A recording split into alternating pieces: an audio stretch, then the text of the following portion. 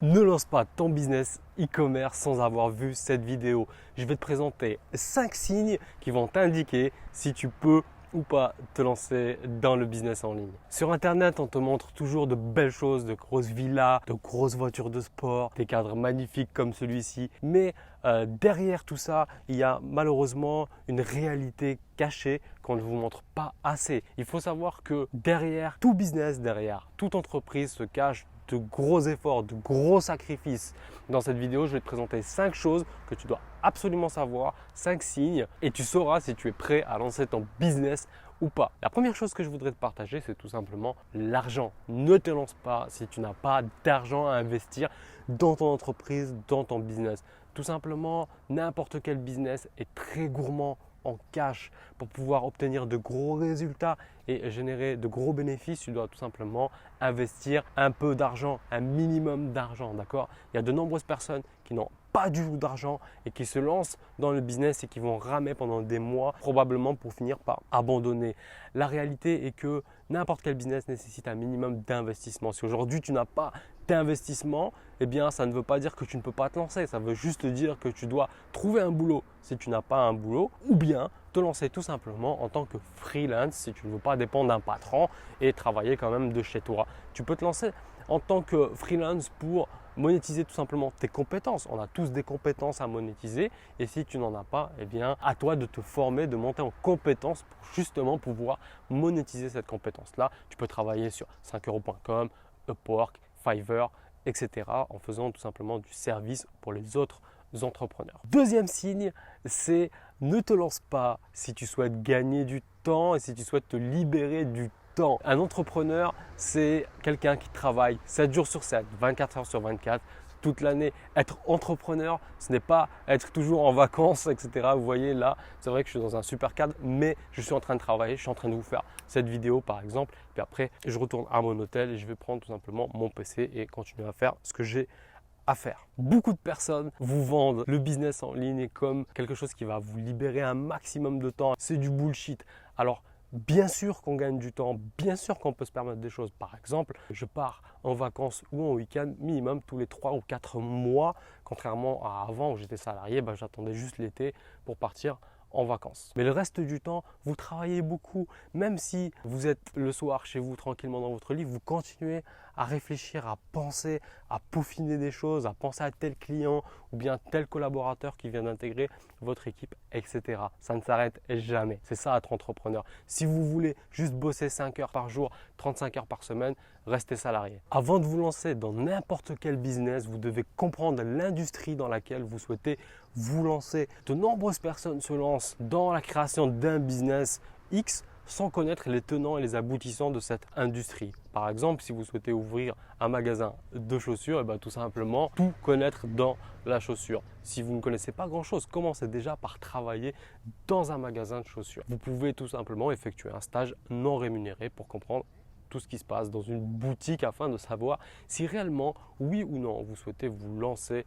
dans cette industrie-là. Le deuxième point que je souhaiterais vous parler, c'est tout simplement l'endurance. En tant qu'entrepreneur, vous devez obligatoirement avoir beaucoup d'endurance dans votre business. Vous allez faire face à des traversées du désert, vous allez faire face à des échecs et vous allez devoir essuyer tous ces échecs-là pour pouvoir continuer votre business. La réalité, c'est tout simplement qu'un entrepreneur travaille énormément et passe beaucoup de temps tout simplement à rester focus sur son objectif. Lorsque on démarre, on pense bien souvent que lancer un business, c'est tout simplement toujours linéaire comme ça et puis on avance victoire sur victoire, etc. La réalité est complètement tout autre. Au début, on essuie énormément d'échecs. Il faut savoir rester endurant et ne rien lâcher. Beaucoup de personnes lâchent au premier échec ou au deuxième échec ou au troisième échec. Certains entrepreneurs travaillent pendant des mois, voire des années avant de réussir leur business sans jamais rien lâcher. Et ça, pour moi, c'est le critère numéro 1 d'un entrepreneur, c'est d'avoir beaucoup d'endurance. Donc si vous êtes du genre à abandonner rapidement, c'est pas très grave, c'est pas un mal, mais en tout cas, c'est pas la qualité d'un entrepreneur et vous ne devriez pas vous lancer. Et enfin, je voudrais partager avec vous le dernier point qui est tout simplement savoir prendre des décisions rapidement. En tant qu'entrepreneur, vous devez être en mesure de pouvoir décider très rapidement si oui ou non on lance tel ou tel projet, oui ou non on fait tel ou tel produit, oui ou non on fait telle action.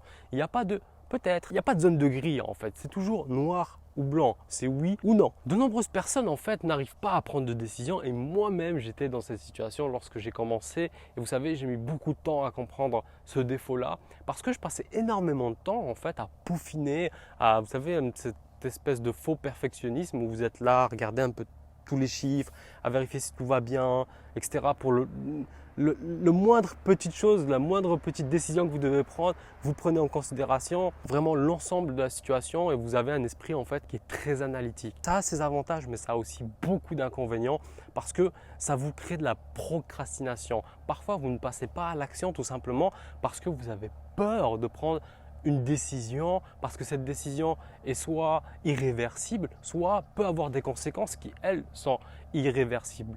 Ce qui veut dire qu'en fait, que lorsque vous êtes face à une prise de décision, vous êtes face à une situation dans laquelle vous devez décider quelque chose, eh bien vous n'arrivez pas tout simplement à décider. Et ce qui se passe, c'est que vous allez reporter tout simplement au lendemain cette action-là, cette prise de décision, ce qui fait que c'est un cercle vicieux. Le lendemain, vous recommencez et vous ne finissez très probablement par ne jamais passer à l'action. En tant qu'entrepreneur, on ne peut pas se permettre ça. On doit apprendre à prendre des décisions et le faire rapidement. Ce n'est pas vraiment un point négatif si lorsque vous vous lancez, vous n'êtes pas capable de prendre des décisions rapidement. Simplement, je voulais vous partager cette chose-là parce que vous devez vraiment l'intégrer rapidement. Ça vous fera gagner énormément de temps. Si on me l'avait appris dès que je m'étais lancé cette chose-là, eh bien tout simplement, je pense que je serais allé beaucoup plus vite sur certains projets où j'ai mis beaucoup de temps à me décider.